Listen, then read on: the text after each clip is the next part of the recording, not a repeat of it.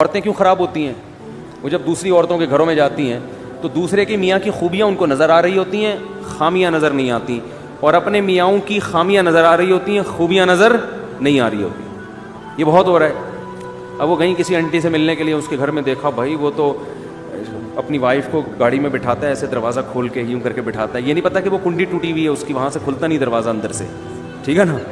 آپ ذرا تحقیق کرو تو پتہ چلے گا خرچہ دھیلے کا بھی نہیں دے رہا، آپ کا میاں اس سے کروڑا گنا بہتر ہے۔ یہ انگریز والے اخلاق ہے تھینک یو کہنے والے، روکڑا خرچ کرنے کا ہے ہی نہیں۔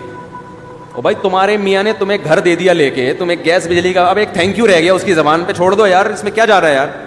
ساری ذمہ داری تمہارے میاں نے تمہاری اور تمہارے بچوں کی اٹھائی ہوئی ہے، تو اب وہ اس طرح سے عزت نہیں دے رہا، دے دے تو بہت اچھی بات ہے، لیکن اس کی عزت دیکھ کے دھوکا مت کھاؤ۔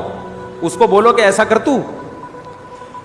تو ایسا کر کے، اچھا بیگم کو بولو کہ ٹھیک ہے، اس خاتون کا شوہر بولے ٹھیک ہے بیگم اب میں اتنے ہی پیسے تمہیں دوں گا جتنا وہ اپنی بیوی کو دے رہا ہے، اور اس کے بدلے تھینک یو مجھ سے صبح شام 25 دفعہ لے لیا کرو، ہر بات پہ تھینک یو اور عزت دو۔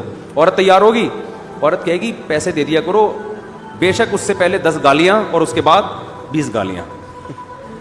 اگر آپ کا سیٹ آپ کو 25-30 گالیوں کے بعد 50,000 روپے دے، آدمی کہتے ہیں 25 اور دے دے لیکن پیسے دے دے۔ قربانی تو یہ ہے نا، بہت مشکل ہے، بہت مشکل۔ اسی طرح بہت سے والدین اپنی اولاد پہ خرچ کر رہے ہیں، خون پسینہ بہا کے، رکشے چلا کے، ٹھیلے لگا کے اپنے بیٹے کو کھلا رہا ہے۔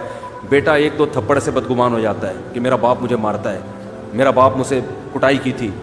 بہت بے شرمی کی بات ہے، وہ تیرا باپ تیرے لیے کما رہا ہے، خون پسینہ بہا کے تیری روٹی کا انتظام کر رہا ہے، عزت کے ساتھ تجھے گھر میں بٹھایا ہوا ہے۔ کسی کے بھی احسانات دیکھے جاتے ہیں، احسانات کا حجم زیادہ ہے تو یہ چند چیزیں اگنور کی جاتی ہیں، ورنہ تو پھر انگریز ہم سے بہت اچھے ہیں، ایک دھیلا بھی خرچ نہیں کرتے، نہ اپنی اولاد پہ نہ اپنی بیوی پہ۔